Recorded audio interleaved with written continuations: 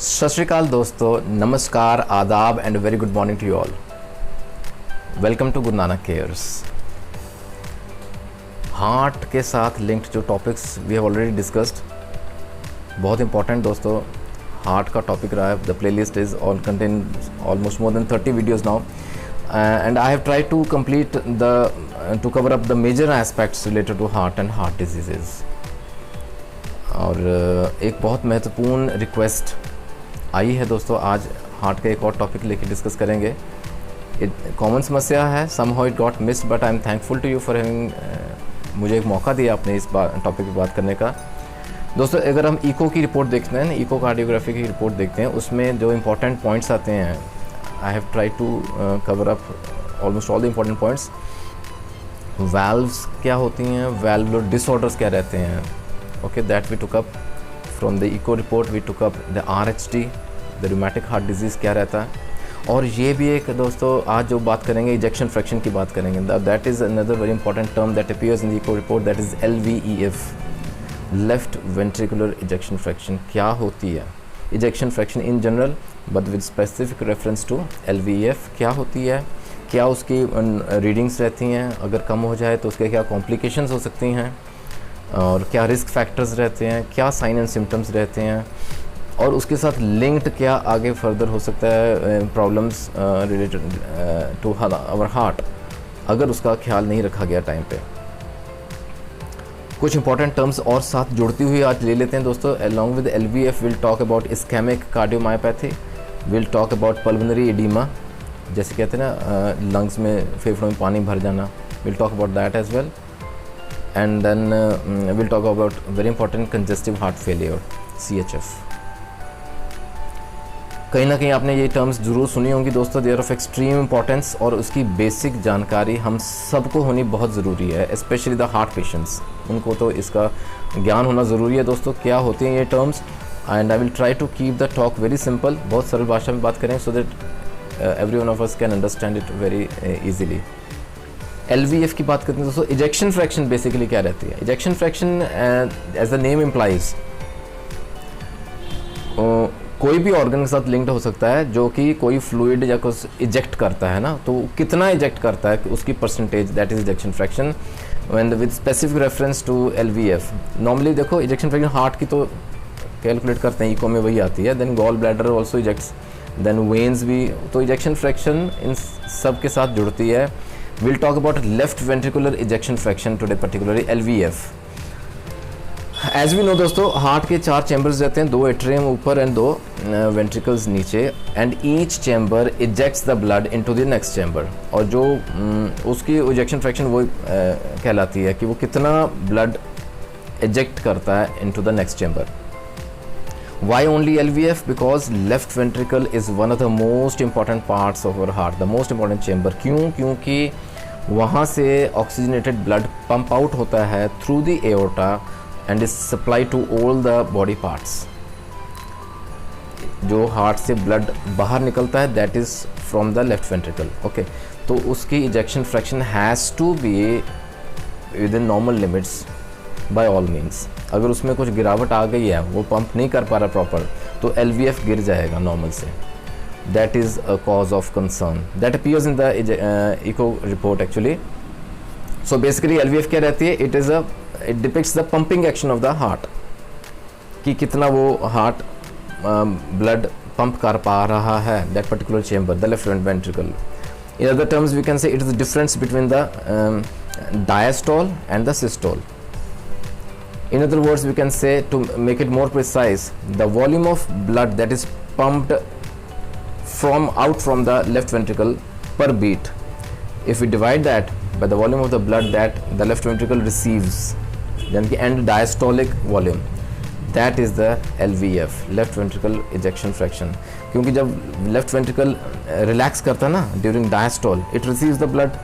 जब वो contract करता है ना during the systole, it ejects the blood। अब कितना ब्लड उसने इजेक्ट किया है डिवाइड बाय कितना ब्लड उसने रिसीव किया है, that is basically LVEF, simple.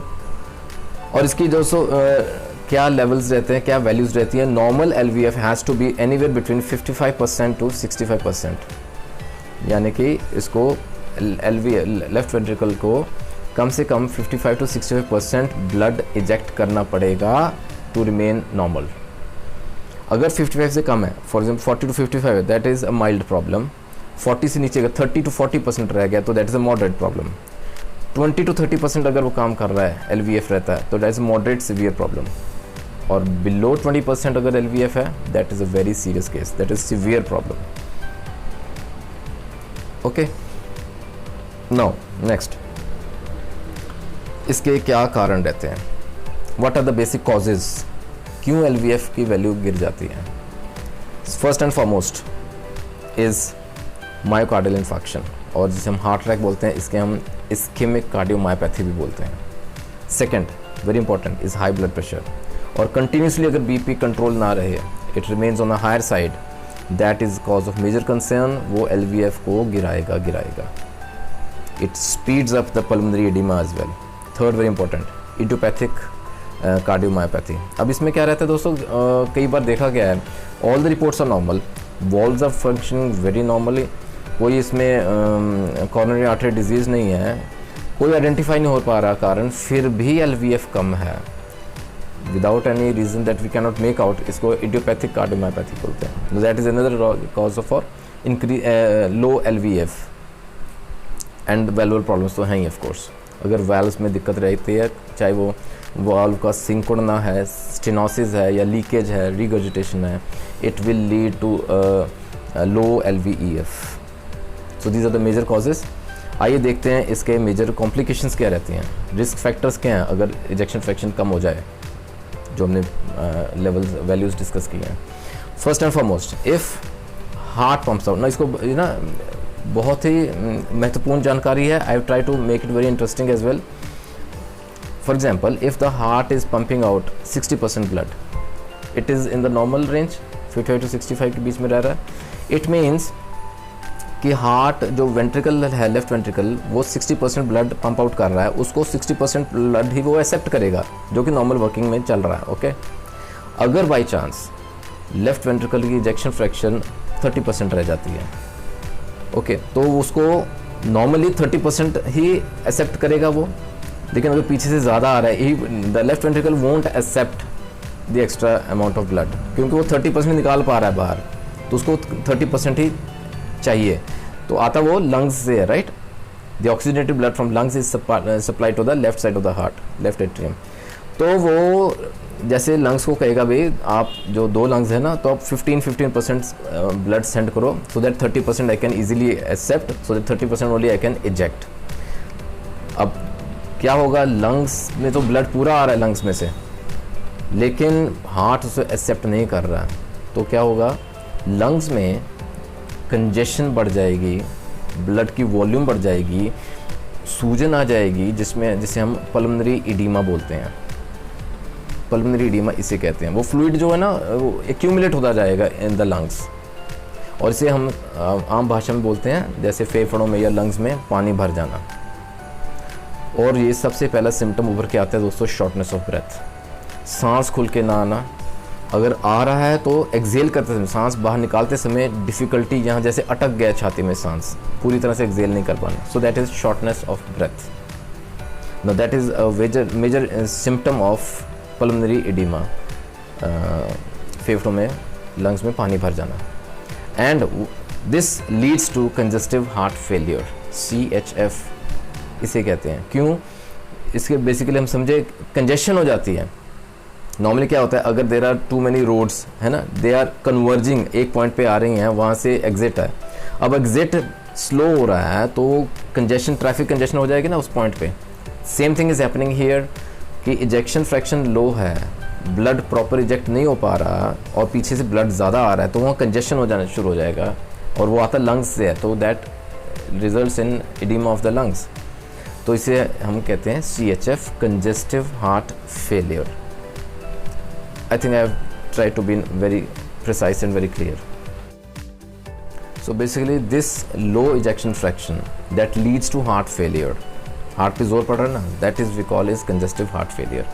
तो इस केस में दोस्तों लंग्स में जैसे पानी भरना शुरू हो जाता है, that fluid tends to accumulate in the lungs, it becomes difficult for the patient to breathe, क्योंकि बेसिकली तो रेस्पिरेटरी ऑर्गन है ना मेन लंग्स, तो डिफ़िकल्टी भी रहती है सांस लेने में।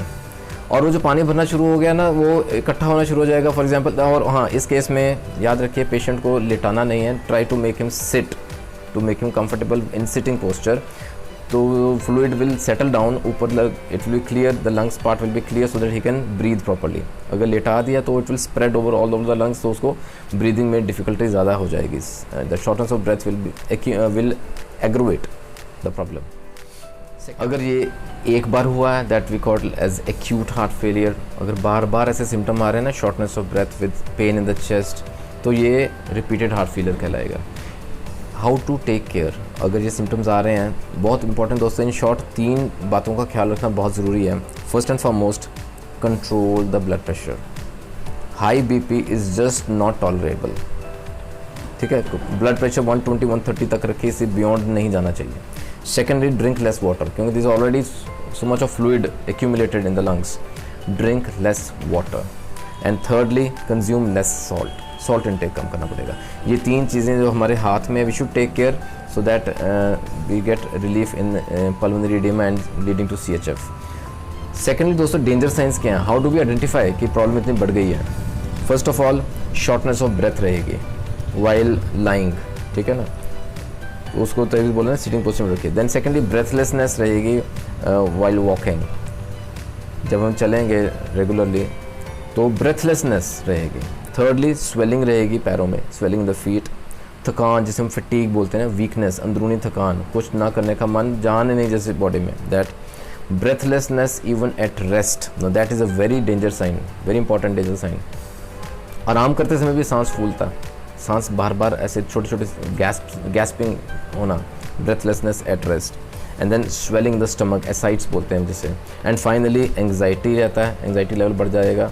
लॉस ऑफ मेमोरी भी होना शुरू हो जाता है, that's all are associated symptoms of CHF। So these are danger signs कह लीजिए, we should take care of. Sign and symptoms कह लीजिए, we should be aware of. और थर्डली फाइनली दोस्तों, इसको हम कैसे आइडेंटिफाई करें, कैसे हम पता चले कि हमारे ये जैसे प्रॉब्लम बढ़ रही है, शॉर्टनेस बड़े सिम्टम्स के तो आ रहे हैं। सिंपल सा एक इसका टेस्ट कह लीजिए, जैसे डिजिटल स्केल्स होती है ना, वी कैन ईजिली, जो डेसिमल्स में बता देती हैं एग्जैक्ट फिगर वेट का। सो वो वेट चेक करते रहिए on regular basis, on daily basis. Simple जो कपड़े डाल के डेली वेट चेक करते हैं, डेली उसी ड्रेस में वेट चेक कीजिए, so that we come to know exactly कितना वेट बढ़ रहा है। 100 to 200 ग्राम्स इज़ ओके, लेकिन अगर 500 ग्राम से ज़्यादा वेट बढ़ रहा है on daily basis, that is again a warning sign कि वो फ्लूइड एक्यूमुलेट हो रहा है, उसका वेट है जो बढ़ रहा है, तो वो बढ़ता जा रहा है, that is again warning sign, we should take care of it. तो दोस्तों, ये तो थी बेसिक जानकारी about LVEF, ejection fraction, left ventricular ejection fraction क्या रहता है और वो क्यों कम होता है नॉर्मल लेवल से, क्या उसके साइंस रहते हैं। I think I have been very clear to make you understand regarding the congestive heart failure, pulmonary oedema, पानी भर जाना लंग्स में क्या रहता है और उसके रिस्क फैक्टर्स क्या रहते हैं। I hope you like the video, आपको कुछ ना कुछ जानकारी में इजाफा ज़रूर हुआ होगा दोस्तों। Give a like if you really like the video, उसको शेयर कीजिए, नॉलेज दोस्तों बढ़ाने से और बढ़ती है। और नथिंग टू वरी दोस्तों, जो लोग जूझ रहे हैं ना, पेशेंट्स, मेरे फ्रेंड्स इन सिम्टम्स से, we are truly blessed with homeopathy. The very next short video I will put up, उसमें हम बात करेंगे बहुत ही महत्वपूर्ण दोस्तों होम्योपैथिक दवाओं की, जो कि इन सिम्टम्स से हमें छुटकारा दिलाएंगे, 100% छुटकारा दिलाएंगे। We are truly blessed with homeopathy, homeopathy है तो होप है। Take care of your heart, take care of your health. Shortly we'll meet in the very next video with very important medicines to cure congestive heart failure. Take care of your health दोस्तों, God bless.